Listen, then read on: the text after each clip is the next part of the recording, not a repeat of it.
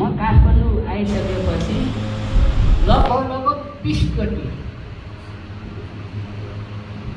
मेरो श्रीमतीले त एकचोटि फोन गरे, मेरो छोरीले लगभग 20 चोटि फोन गरे। अनि बाबालाई बेसी वास्ता गर्ने, बाबाहरूलाई बेसी माया गर्ने, यो सबैकोमा म भन्न सक्दिनँ। छोरीहरू अलिकति बाबाप्रति विशेष किसिमले आस्थावान हुँदो रहेछ, हुन्छन्। अनि प्रिय हो, यही हो। हामीले उहाँको वचनलाई आफ्नो बाटोको उज्यालो ज्योति सम्झ्यौँ भने हामी गिर्नु पर्दैन, हामी लोट्नु पर्दैन, हामीले रोज्नु पर्ने। जसरी त्यो सानो छोरीले बाउलाई रोजे, उसको विश्वास थियो मैले बाउलाई रोजेँ भने यी सबै कुरा त आउँछन्। आँपको बुटो छ, माथि छ, झटारो हानियो भने के हुन्छ, एउटा दुईवटा झर्ला। जब त्यो रुखैलाई रोजियो भने के हुन्छ, सबै आँप हाम्रो हात लाग्छ। जस्तै हामीले रोज्ने, जसरी त्यो सानो छोरीले आफ्नो बाबालाई रोजी, त्यसरी नै हामीले आफ्नो परमेश्वरलाई, उहाँको वचनलाई रोजियो भने हामीलाई कहिल्यै पनि लोट्नु पर्दैन। जसरी योसेफ लोटेन, कम गाह्रो थियो योसेफलाई। पोथिफरको श्रीमती भनिसकेपछि उनी कति सुन्दर थिइन् होला, हामीले यसै कल्पना गर्न सक्छौँ। उनको घरमा धन सम्पत्तिको लेखाजोखै थिएन, यदि योसेफलाई होइन, उनको बुद्धिसित कसैको बुद्धि जान्नै सकिन्थेन। शैतानले त्यही देखेर योसेफलाई फसाउनको लागि तीन चिज, विस्डम, वेल्थ, वुमेन।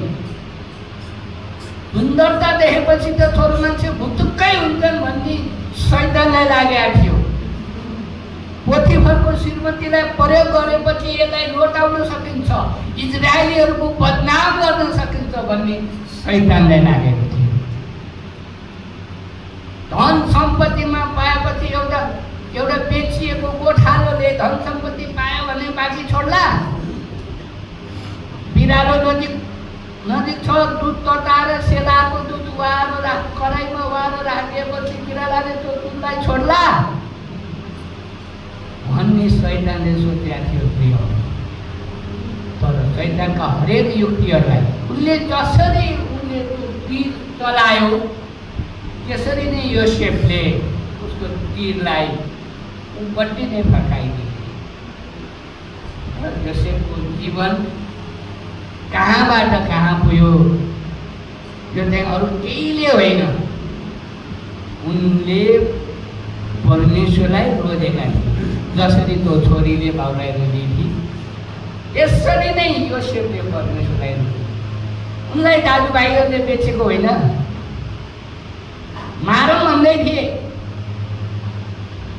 रुबेनले जोगाएको होइन। यो चाहिँ 38 अध्यायमा पढ्नु रहेछ। रुबेनले जोगाएको होइन उनलाई। जे भए पनि दाजुभाइ हो, मारि चाहिँ नहालौँ, उताबाट मिस्टी आएको छ त्यसलाई बेच्ने। आखिर बेचेका होइनन्। पछि के घटना घटेर उनले लहर पाल्नु परेन। हेर्नुहोस् त, कहाँको मान्छे कहाँ पुर्याइदिनु। अनि प्रिय हो, संसारमा छँदा हामीलाई गाह्रो छ, धन छैन, हरेक चिजहरू महँगो छन्।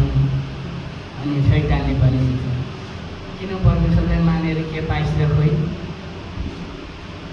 फलानाले यस्तो कमाएछ, यसकनाले यस्तो कमाएछ